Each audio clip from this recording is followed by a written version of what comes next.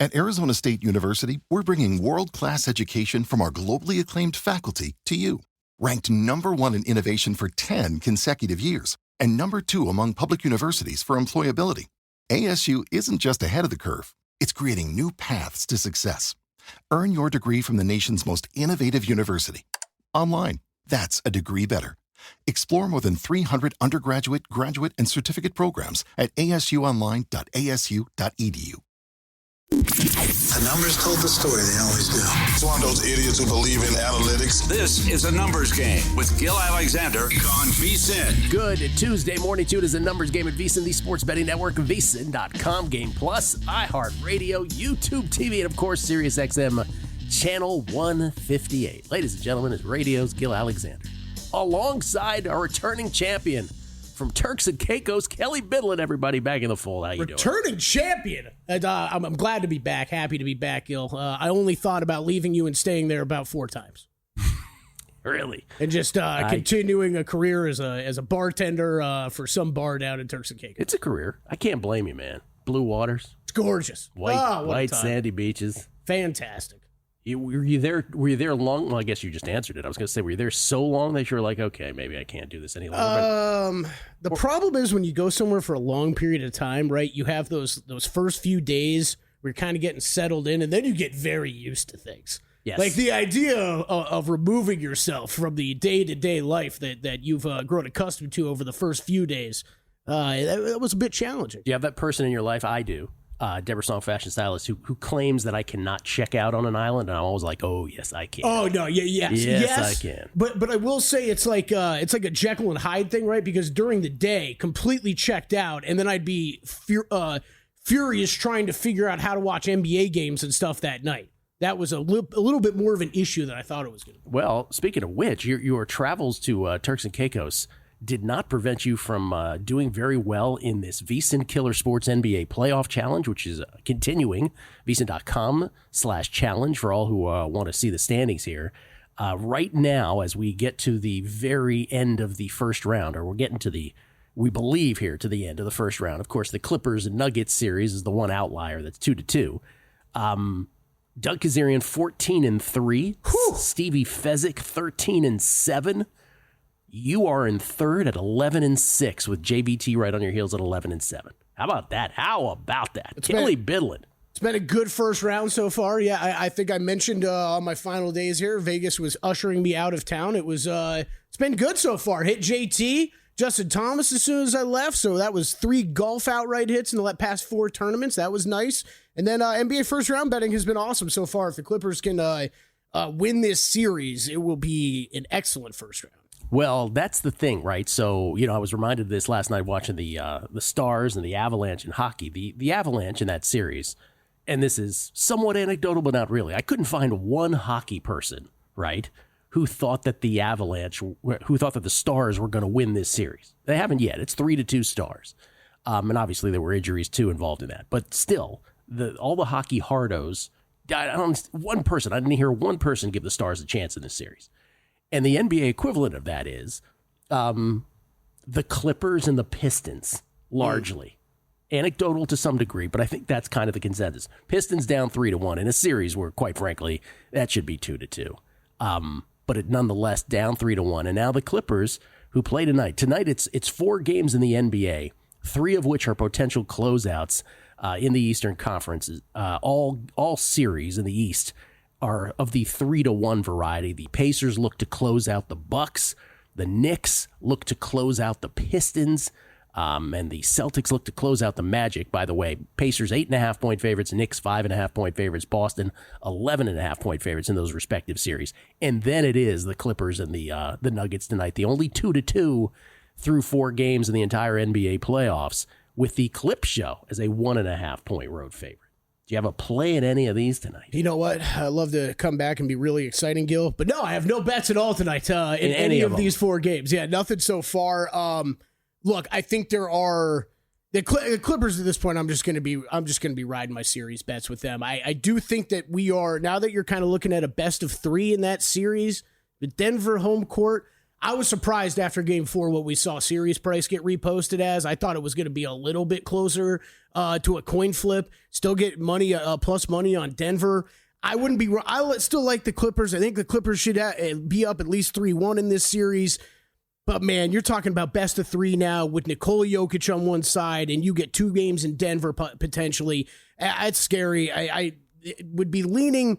Game-wise, would be leaning into the Clippers tonight, but man, I really don't have much there. I wouldn't be surprised at all if the Nuggets go home and look solid in Denver. I think the Celtics take care of business tonight. However, if you were gonna bet it, I think all series long, and I've made a couple of these, it'd be Magic or nothing. I just don't know how you can lay all these points, especially when you look at such a short total between those two teams with Magic Celtics. I wouldn't be running to lay the points, but I do think the Celtics get done. Bucks, Pacers, Pistons, Knicks, I think are interesting tonight. I could see Knicks winning big. I think they go home. I think they've stolen momentum a bit. I think they could put up a big number on Detroit tonight. But yet no play from you. No play yet. I'm waiting to see where this number goes. If it hits 5, it'd probably be a bet on for me. And then the other one I'm waiting to see where this number goes is Bucks, Pacers. I think there's a lot of people running to overreact to Damian Lillard being out and Bucks season's done. Yes, Bucks season is probably done, but when you're talking about catching 7.5, 8 points with this Bucks team, who, keep in mind, played a lot of basketball without Damian Lillard toward the end of the season and really saw their offense come into form, I think this might get over-adjusted a little bit. I'm going to be watching this one today. It would be Bucks or nothing for me there from the game, but Pacers series bet for me. I'll be rooting on that one getting home. I'm curious what your thoughts are on these other 2 3-1s out west specifically. Obviously, the Cavaliers and the Thunder, respective 1 seeds, completing their sweep, so they move on to the second round. But the 3-1 series in the West are not built like the 3-1 series in the East, because in all cases of the 3-1 series in the East, it is the home team, or excuse me, the lower seed, if you will. Pardon me, I always get lower and higher seed messed up. The higher seed, who came in with the home court advantage, they get chances to win it in Game 5 tonight, and then if that fails, they have Game 6 and 7 to still get that opportunity, 7 being back at home. West, it is the lower seeds that have the 3-1 lead, right, respectively. The Timberwolves, the 6th seed, with a 3-1 lead over the Lakers. Game 5 headed back to the Lakers, to LA rather, with Minnesota only getting home court, of course, in Game 6. That's how it works when you are the lower seed. Same will be the case with the Warriors as they head into Game 5 at Houston. Not tonight, of course, but only Game 6 back in San Francisco. So it's a little different, a little bit different of an alchemy, obviously, in those series. But I'm curious, because of that, does a adjusted series price on either the Lakers or the Warriors interest you? Pardon me, on the Lakers or the Rockets interest you at all? The Rockets are about a 7-1 shot? Is that right? 6-1, let's call it. And the Lakers are you're only getting plus 350 on the Lakers to come back from a 3-1 deficit. Do either of those series prices, adjusted series prices, interest you? That Lakers price is a joke. It is. Total joke. Rockets, I would be much more interested in than the Lakers. I think you've got some. I mean, Warriors game, and we'll talk about it from last night. It was incredible. But Jimmy Butler, you do have to. He looked very much injured, playing injured through a lot of that game before fourth quarter. Jimmy shows up and kind of puts things away. 27 points, 12 of 12 from the stripe. But I think there's still questions and concerns about that going forward. And this Rockets team. Look, they got to have that. We knew this was going to be a problem heading into this. Where's the consistent offense going to come from? And Jalen Green, when you do nothing like you did last night, it's going to be very tough for this team to win basketball games. But we see them dominating Golden State, on the offensive glass. Steven Adams with huge games. They've unlocked something there a little bit, which is going to give you extra possessions, extra opportunities in a playoff type atmosphere. That is massive. So. Look, I think, yes, Warriors probably get it done still, but if I had to bet on one of those, it would be Rockets. The one I'll bring up with the Lakers, Gill, I feel like this is a lot more of the national media rhetoric that I've heard the past couple days, but the The Timberwolves have been constructed and have constructed this roster since the Karl Anthony Towns trade. There should be no surprise about Minnesota having a 3-1 lead over the Lakers. Everybody's freaking out about the Lakers season possibly coming to an end. The trade wasn't for this year, Gill. The trade was for the future of what to happen with the Lakers. I have pointed that out a few times in your It's driving me insane. Everybody's like, well, they traded for Luka. What a disaster. What a disaster. Kelley's getting very angry. I can't believe how much I'm hearing of this. It's like... If you had less than one segment for Kelley to get angry, it cashes. I mean, the Lakers are playing, they're essentially playing, in my mind, with house money this postseason. Like, this roster is a nightmare. JJ Redick getting killed for playing those guys every minute in the second half. I don't necessarily blame him, Gill, because where else is he supposed to turn to? You can. And you have 4 guys scoring almost all your points. It's not a recipe for long-term success this year. Back to your Jalen Green points. This is the 4 games in this series. 7 points, 38 points, 9 points, and 8 points. Yeah. That ain't going to get it done. Last night, by the way, Butler, 27, as I mentioned, on 12 of 12 shooting from the line.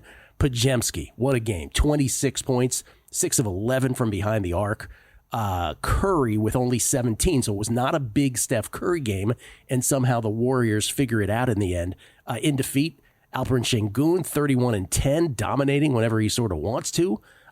He just backs up to the basket and gets it done. Didn't on the last shot. Van Vliet. I mean, this was a game that the Rockets just squandered from Fred Van Vliet. Yeah. 25 points on 8 of 12 shooting from behind the arc, and that 12th was the desperation one to try to tie it. He was just insane. But the Rockets were only 19 of 31 from the stripe. So that had a lot of bearing on the game last night as well. In a game where Golden State was down 7 at the half and started the third quarter on an 18-1 run. And still, we're down late, figured out a way to win it. Just an unbelievable an outcome there. It didn't get the cover, though, as many of us who had the Warriors minus 3.5 lamented. But they do win by 3. And it just feels like they might not be the better basketball team, but they're the much more experienced, and that's what the handicap was coming into this series. And so far, it's manifested. I mean, just look at the end of that game last night, right? Kerr, awesome, going to hack Adams to get him off the court. Genius. Right? Jimmy Butler showing up in the fourth quarter. That's what you bring him in for. And then Draymond Green shut down defense at the end of that game to seal it. Mark Borchard's on the show to talk baseball with us. Paul Carr, Champions League. Drew Dinsick on the NBA and tennis. We'll talk Browns Week 1 starter odds. Some hypothetical round 2 series odds in the NBA. We'll get to those on the other side. It's a numbers game at VSiN, the Sports Betting Network. Kelley's back.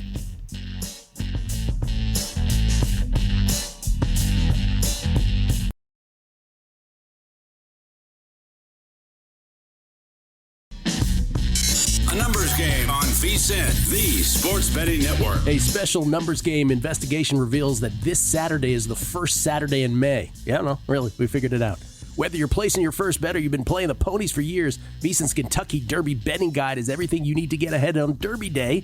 Inside the guide, you'll find a clear breakdown of how to bet on horse racing, great for beginners, detailed previews of both the Kentucky Derby and Kentucky Oaks, and best bets from top racing experts to help serious bettors cash in. The guide drops April 30th, and it's yours with a VSiN Pro subscription. That is tomorrow, by the way. Start today for just $9.99. Get your first 30 days of VSiN Pro, including the Derby Guide, daily best bets, exclusive betting splits, and more. Sign up now at VSiN.com/subscribe. That's VSiN, VSIN, that is, .com/subscribe.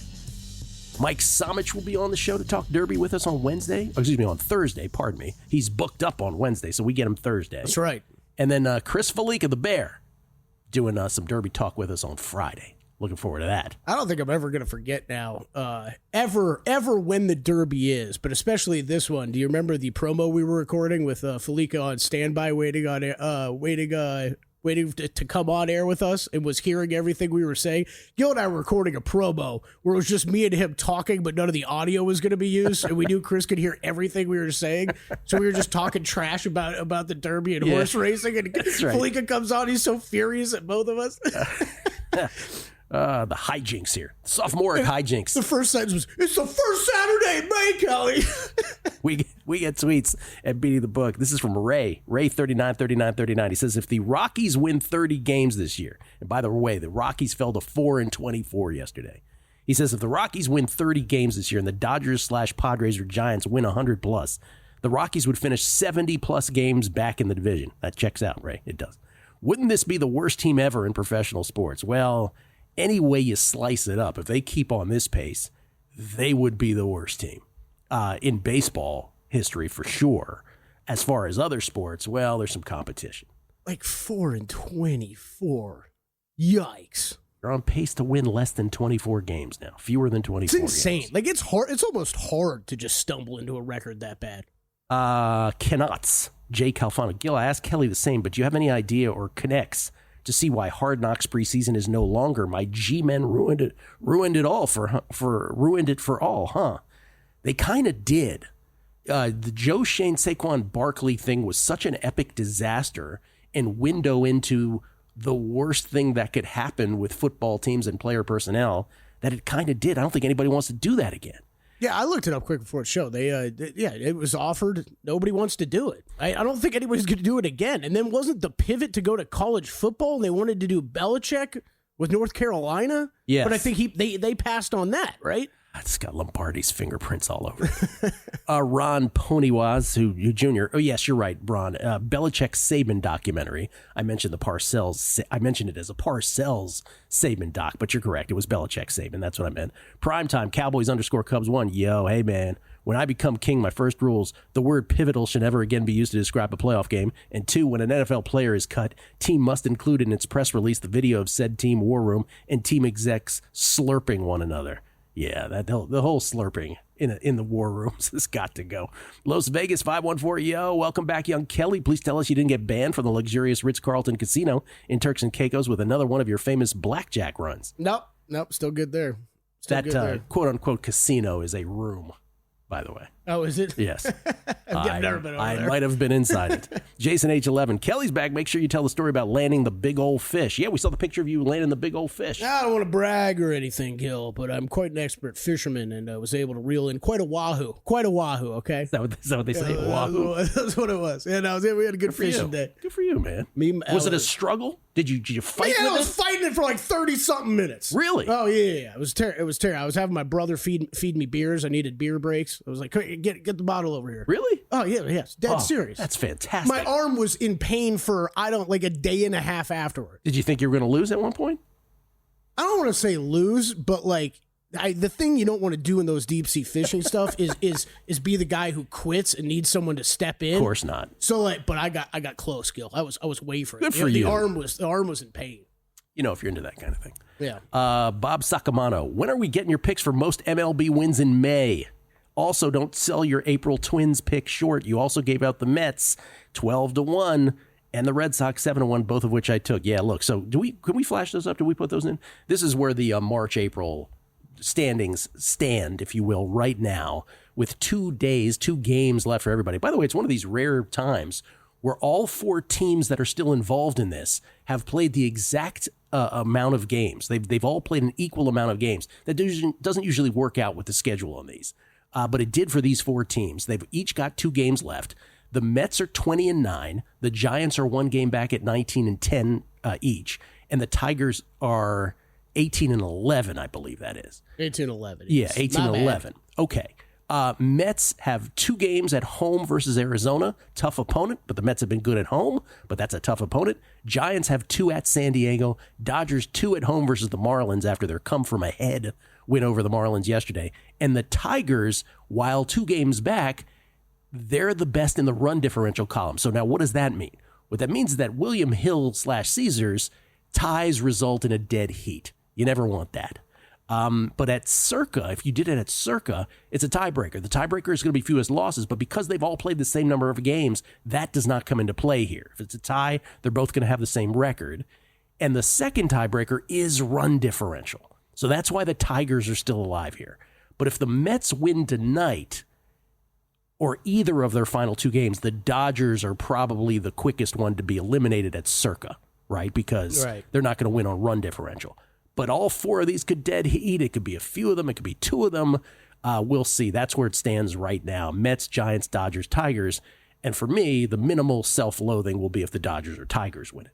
Man, talk about just the difference in shops, right? With 2 games left to play. Yes. Of how much more alive you feel if you've got a Tigers ticket here in Circa. Now, to answer your question, though, Bob, and thank you for the kind note about that I shouldn't sell my Twins or the Mets because I had the Mets race to 10. That's what he's referring to. So I bet them in the wrong market, which is why I would be terribly, hating myself if the Mets win this.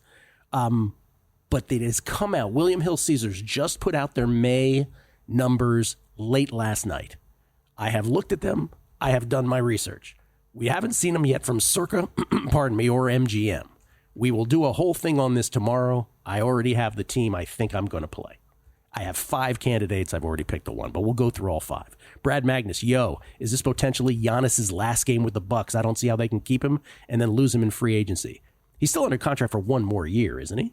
I believe so. Dan Groeschel, I have a few poor choices currently sitting in my portfolio, but I'm trying to figure out which is worse. Betting the Rockies over 58.5 wins pre-flop or eating gas station sushi. Yeah, that's not good.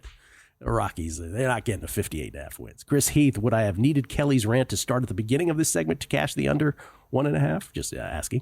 We'll get to more of your tweets. I just want to get to these potential NBA series round 2 series matchups and what you think, Kelley. We'll do this with Drew later too. But with all the Ming 3-1s, with the exception of the Clippers and the Nuggets, if Indiana, let's advance everybody who has the 3-1 leads. So Indiana would then, the 4 seed, would then take on Cleveland. Cleveland will be a prohibitive favorite in that series, or would you consider an Indiana bet? Oh man, I think that's going to be a tough one for me to have a bet on, because I think the price is going to be attractive on Indiana, who I think has a puncher's chance, if you will. Yep. This Cavs team, though, I'm going to stop underestimating this year. They have looked the part throughout the entirety of the regular season. Absolutely dismantled the Miami Heat the last 2 games, and just something you don't see out of the Miami Heat, right? Really dying there in the last couple of games. I don't think it's one I'll be involved in, but it would have to be a Pacers plus games with the plus money or nothing for me. For those who missed it, Cleveland beat Miami by 55 points last night in Game 4 to complete the sweep. It's the 4th largest playoff win in NBA playoff history. They won the 4 games by a combined 122 points. That is the most ever for a playoff series. Just an unbelievable. I mean, they led yesterday 35-8, and at one point 70-25. They would have had the biggest win in playoff history in terms of margin, except for a 5-0 Heat tear at the end that prevented that. I think the other thing you're seeing, I think the difference with this team is in your compared to years past, Gill, is the coaching. Like it's what's going on. We've got JB Bickerstaff in Detroit right now, and he's been out-coached by Tibbs on the other side in Detroit. I want to say it was all his fault for what's happened to the Cavs in postseasons past, but you're looking at a very different Cavaliers team that made adjustments halfway through the Miami series that were huge, that led them to that sweep. With apologies to the Pistons, Knicks are up 3-1. Knicks-Boston, right, if both close out. Knicks-Boston, the 3-2. What would that series price be longer on the Celtics than it would be for the Cavaliers, or shorter? Oh man, great question. Either way, would you want to take a flyer on the Knicks or not at all? Possibly. Got to see. I mean, this Boston team's banged up right now. You got multiple injuries at multiple different parts. Who are you more likely to take a flyer on? The Pacers versus the Cavs, or the Knicks versus the Celtics? Pacers, probably. Okay. We'll do the West one. And Mark Borchard on baseball next. Numbers Game, VSiN, the Sports Betting Network. Coming back. A numbers game on VSiN, the Sports Betting Network. Unmatched transparency with records updated daily. It's the sharpplays.com. They also have AI betting analysis, real-time global betting information, and alerts directly from the pros. Check them out. Why don't you? At sharpplays.com. Gill Alexander is Kelley Bydlon. One other hypothetical here, because we didn't really get too far into it in the East. But if we were to extend the 3-1s, and just for giggles here, now I know these series are not nearly over. I don't think, but who knows? As much as I love the Dubs, respect to both the Lakers and the Rockets, even though they're both down 3-1. But if it is a T-Wolves, the 6 seed, home court against the 7 seed Warriors, who are both up 3-1, what will the series price be? Keep in mind the Warriors were high. I think we saw -200, but basically there were consensus -180 against the 2 seed Rockets pre-flop. What will the series price be against the T-Wolves? Warriors minus 120. I'll go with that. Oh, it'll be that short, huh? Yeah, I think so. I think Minnesota's a challenging matchup for them. It's going to be. I think it'll be a very, very interesting series if that plays out, because I think we're seeing a lot of what Minnesota's doing right now with the Lakers. So you can be able to. The big question is Golden State can be able to play Minnesota's size off the court, or is the size that they're going to be able to lean on going to be what puts Minnesota over the edge? That'll be the big thing in that series. When are y'all ever going to learn with the Dubs? When are you going to learn? OKC, different matter. But up until then, I think they got a shot to advance. Ryan Hyatt, we get tweets. While it's great to have Kelley back on a numbers game with Gill, we need to drop the charade and have a full accounting of Kelley's suspension, thinly disguised as a quote-unquote vacation with AI-generated photos and social media posts. By the way, here is the AI-generated photo that he's referring to. This is Kelley after a 30-minute battle with this fish. Winner. I win, he says. Boom. Yeah, look at my brother to the right. He's got 2 Wimby Barracudas. That's your brother on the right? That's my brother on the right. Yeah. The great Adam Bydlon, pharmacist. I don't think this entire time you've ever mentioned your brother. Well, this is the whole idea of the trip. The family never sees each other, man. So who's my guy? That's my stepfather, Dale, off to the left, man. Dale. He's an expert fisherman right there. Dale and Adam. Uncle Bush. I waited till Kelley came back to use this, to use his so much more than a producer skills to find the guest audio that suggested his Rockies over win total bet 58.5 on March 27th. I know this because I tailed. Oy vey. Did you have over on the Rockies? No. I don't remember that either. This man's not making baseball plays. Brad Magnus. Yes, Giannis does have another year, but do the Bucks trade him this offseason instead of letting him walk? They could get more this offseason compared to the trade deadline next year. Bucks can't have an Angels-Ohtani situation. If you're to take Giannis at his word, he won't go anywhere. But who knows? It's the biggest. That is the single biggest thing actually to come out of that Damian Lillard injury. It's not what happens to the Bucks this year. It's what happens to the Bucks over the summer, because this has been heating up for the past couple off seasons, and yeah, I think they'll be having some serious conversations this summer. Sam Ginsberg, it's good to have Kelley back, but you missed the headline. I believe while away, he actually did officially change his name to The Vacationing Kelley Bydlon. Yes, he did. Now you've got that reputation. Ladies and gentlemen, he's kind enough to join us from an undisclosed location in the desert, I should say. Courtesy of the Progressive Guest Line, to talk some baseball with us is Mark Borchard. How you doing, Mark? Gil, I was in tears laughing about a minute ago because Kelley's a producer for this gambling talk show. Brother's a pharmacist. Here you are, the host, the voice of sports betting, by the way. But nothing wrong with that. But your brother's a doctor. I just thought that was really funny. We're the ones that mom and dad are proud of. Oh, yeah. Don't worry, Mark. Not pictured my sister, the biomedical engineer for Phillips. Okay, also a doctor. Wow. Yeah. So there's that. Yeah. Mark, I asked Paul Sporer yesterday. I was like, "Hey, Rockies on pace to go 24 and 138. Do you think they'll get there?" I just want to ask you a different way. Think they'll ever win again? How bad is this? In your lifetime metrics here, how bad is this getting? I think that they're better than what they've performed from a paper standpoint. Just talking from a betting standpoint, if you look at like the combined, because this is a good question, because it's like, well, are they going to have the worst record or the White Sox? Kind of like from a expected runs scored per game minus a runs against per game, and you look at the Rockies, and they're pretty bad. They're minus 1.5, but the White Sox are minus 2.4 based on the aggregation of statistical analysis I do, and so like I think that there's probably good value in the market right now with the White Sox with the worst record, because they are awful on paper. So you're right. I should point that out. Rockies are 4-24, but the White Sox are 7-21, only 3 games better. We were throwing around in the group text last night. We were throwing around, if you had to put a combined adjusted season win total on the Rockies and White Sox combined, what would that be right at the moment? And the number we came up with, I'm going to guess you're going to disagree with this, but the number we came up with was 94.5. So one wins 50 and one wins 45, let's say.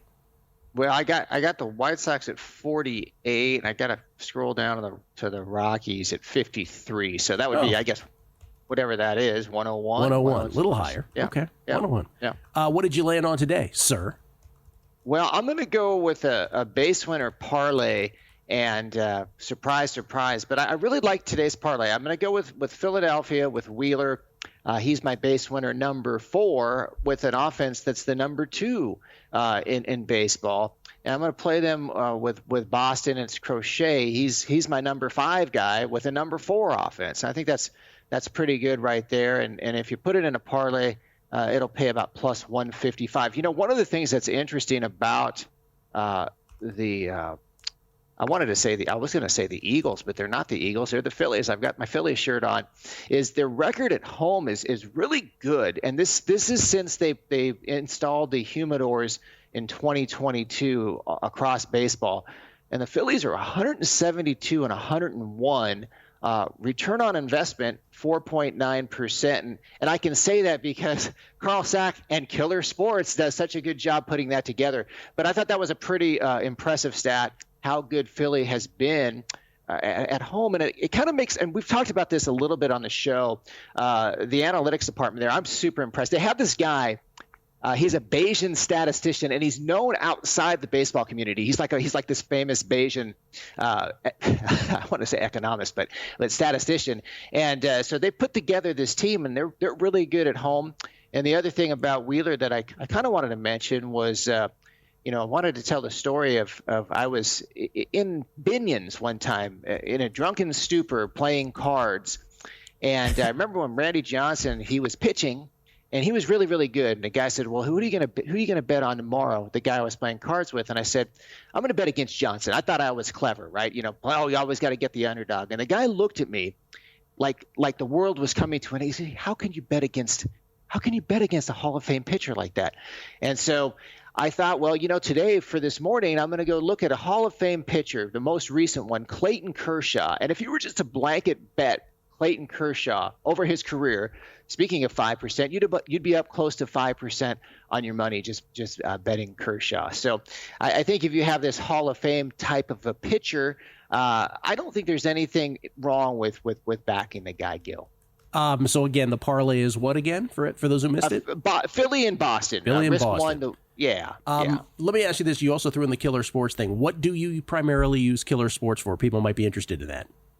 Well, I like the home and away splits that he has there. There's so many ways to use it too. It's like I use it for a variety of ways, but particularly the home and away splits. I use it for hits average, that sort of thing. There's a lot of things you can do with it. In fact, I consider myself pretty adept at using handicapping tools, and I don't even think I've scratched the surface on that one, Gil. That's Carl Sack and KillerSports.com.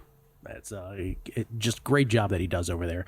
And by the way, a cash, if you had Bayesian, or Bayesian as most people pronounce it, a Bayesian drop from Mark Borchard here on the show. By the way, at BaseWinner, BaseWinner.com. Do you have a straight bet for us here before we leave? Oh, why not? Let's go with the Yankees minus 145. I'll lay the sauce here. Rodon is 90% stuff plus, and he's been able to use the stuff plus number to get the strikeouts. He's in the 96th percentile there, and I'm good with that. I think that the bullpen, although Williams has struggled, if you look at like the collection of the numbers in the most optimal, I think, sample size, I've got them 5th in baseball, with the 5th offense in baseball against Kyle Gibson, and I don't think that anybody would compare him to Randy Johnson. You're looking at a stuff plus number in the 8th percentile. So I think that laying the sauce here with Rodon is justified. Okay. Before we let you go here, so the May numbers, May most wins is about to come out. It has already at William Hill Caesars. It should come out at Circa and MGM, I'm assuming, as they have been wont to do, maybe DraftKings as well, though DraftKings begged out after the first month last year. Are you in any way interested in betting on this kind of thing? You haven't yet. I think it's a cool bet, actually. I guess May is coming up. I'll have to run the simulations. I can actually run it for the month and then come up with something. There it is. Maybe I'll tweet that out for everybody. Yeah. Do me a favor. Don't do it until tomorrow after our show here, so I can do my thing and we'll get my bet, and then I'm curious what you'll do after that. Okay, cool. Yeah, definitely. I'll run it and tweet it out after your show. There you go. Mark Borchard at BaseWinner, BaseWinner.com. Thank you, sir. Appreciate it as always. We will come back. Some Champions League with Paul Carr next.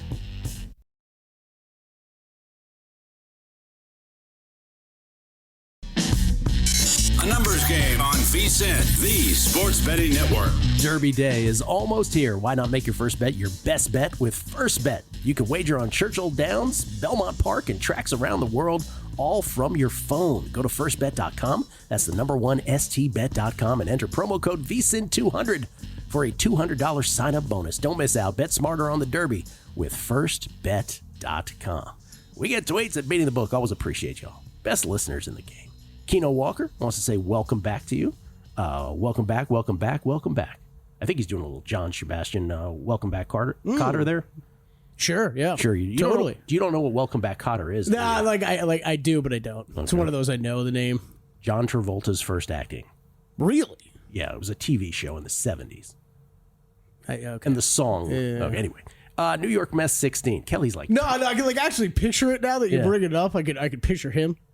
It was up your nose with a rubber hose. He was Vinny Barbarino. That was his character's name. Anyway, the song was Welcome Back. Scott, New York Mets 16. Never to wish one ill, but with the Mets and Giants looming in most wins for April, that would cap a rough stretch for you, Gill, with being on the wrong side of the half point several times in the basketball contest, too. Just means May is turnaround month. I hope you're right. This is from Rich PSM. Regarding the Rockies over 59 wins, that was Jason Weingarten's call. Yes, not you, Kelley Bydlon, Jason Weingarten. He said Colorado should be able to find that many wins, so even Michelangelo has a bad painting. Should we buy low now on that? On Jason, yes. On the Rockies, no. By the way, speaking of Jason is on the show tomorrow, as he always is on Wednesdays. Kelly's smiling already. Maybe we'll bring Paul Carr for this as well. Paul Carr here to talk Champions League with us and his Champions League bets. Maybe the greatest 4 semifinalists ever in Champions League history. Paul Carr joins us now, courtesy of the Progressive Guest Line from Topeka, Kansas. So, Paul, I just want to start by saying, before we get into your soccer, so Jason's coming on the show tomorrow. Jason has been obsessed with 3 things over the course of the last week, and he will not stop talking about these things. Shedeur Sanders' slide was one of them. Sure. Understandable. Bill Belichick's girlfriend, which I didn't really care about until she made a big deal of the 60 Minutes interview and she was chiming in. She's like, "We're not talking about that." I'm like, "Oh, what is this?" Oh, I think from 3 guys here that have worked in media for a long time, I think it's extremely fascinating. I'm with Jason on this one. And because we were also sold the bill of goods that they met in the airplane. Remember that whole thing? Yeah. Right. And then the third thing that Jason is obsessed with is this viral thing, 100 men versus a gorilla, which I said yesterday on the show, right?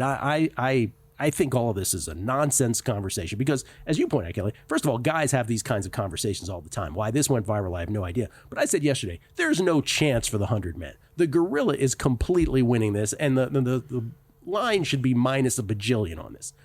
But Jason will come on the show tomorrow. He's really serious about this. He said he has a plan. He's been spending an inordinate amount of time on this. A plan for how the 100 men will win. Well, part of this conversation is it's always we were talking about it off air. What are the rules? This is why guys have these types of conversations, right? Like, do the human beings get time to plan? Is there any weaponry or tools involved? You can plan all the side. You can plan as long as you want. You get no tools. Yeah, what is winning? Like, how many men can die and the men still win? Exactly. 99 can die, and if then the gorilla dies, it's a win. So, and I asked you this, can I sacrifice a human being to build weapons out of his bones? You don't have enough time to build weapons out of his bones. I don't. How much prep time do I have? These are the questions that go into this. No, there's no time out. You don't get to call like a 20-second time. I'm like, gorilla, hold on for a second. I got to make a weapons out of this They don't get like an hour to strategize I have to make weapons at a gym. Are we getting average men? Is this like you and me, or is this like NFL players? Well, we'll find out. There. We'll find out. Good question. I actually don't think that matters, but we'll find out from Jason tomorrow. 100 men versus gorilla. I would take like 100 Jason people. Jason may be a little too online. You get him outside. The mind of Jason Weingarten is a fascinating thing.